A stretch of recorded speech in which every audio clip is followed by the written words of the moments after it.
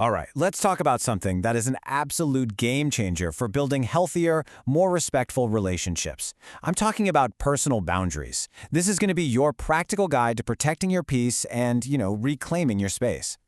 So, let me ask you this. Have you ever walked away from a conversation just feeling drained, or maybe a little resentful, even a bit angry, but you couldn't quite put your finger on why? Well, that feeling, that's a huge clue. It's often the very first sign that one of your personal boundaries just got crossed. So, to really understand that feeling, we need to get super clear on what we're even talking about. What exactly are personal boundaries? Okay, think of them like this. They're the invisible lines we draw around ourselves. They're basically the rule book for how we want to be treated. These lines define what's okay and what's not okay in how people interact with us. And their whole job is to protect our well-being, our emotional health, our mental health, all of it. And here's the big misconception. Boundaries aren't about pushing people away. It's actually the opposite. They're about inviting people to connect with us in a healthier way. When we're clear about our limits, we cut down on that resentment and burnout that can just kill a relationship. It lets us build real, authentic connections based on mutual respect. It's you telling the world and yourself that your needs matter. And boundaries aren't just one single thing. They show up in all different parts of our lives. You've got physical boundaries, about your personal space. Emotional boundaries, which protect your feelings. There are even time boundaries to guard your schedule. And of course, digital boundaries for how you interact online. Each one of these needs its own set of rules that feel right for you. So, we know what they are, but how can you tell when a boundary has actually been crossed? Well, the good news is you have a built-in alarm system, your own body and your emotions.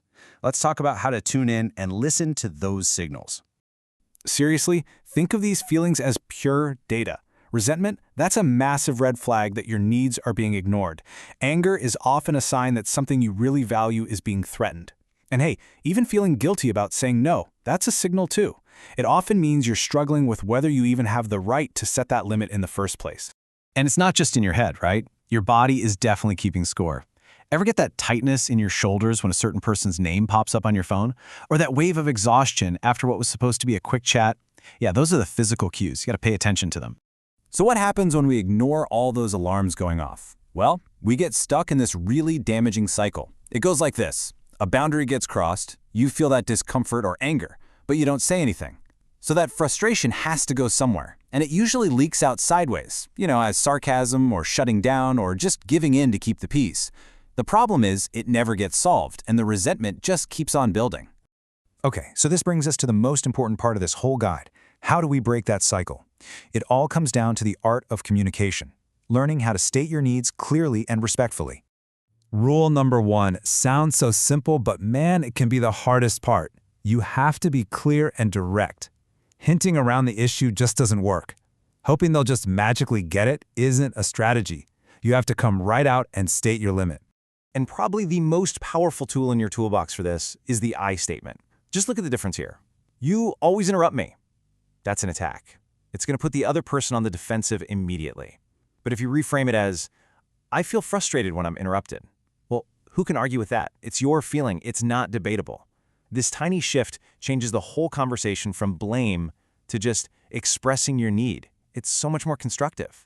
And there's a simple formula for this that works almost every time. It starts with your feeling, connects it to a specific behavior, and then states what you need. Mastering this little sequence, I feel, when you do this, and I need, is a skill that will help you navigate pretty much any tough conversation. And this part is absolutely key. You do not need to apologize for having limits. You can be respectful and kind while also being firm. Your boundaries are a basic form of self-respect. You have to own them. So let's kind of zoom out and bring this all together. It's really easy to think of boundaries as these big walls we're building to keep people out, but that's not the goal at all. I love this quote because it just nails it. They aren't these giant, impenetrable walls. They're more like fences, with gates. You get to decide who you let in and what you let in. They create the safety that's needed for real, authentic connection to even happen. And please remember this, setting a boundary doesn't mean you lack empathy. You can totally say something like, I understand that you're disappointed, and my answer is still no. You can validate how someone else feels while still honoring your own needs. In fact, that's literally the foundation of a healthy, mature relationship. So, as we wrap this up, I want to leave you with one final thought. You don't have to start with some huge, dramatic confrontation. Think small. Maybe it's deciding you're not going to check work emails after 7 p.m., or telling a friend you only have 10 minutes to talk before you have to go. So what is one small boundary you could set today to protect your well-being?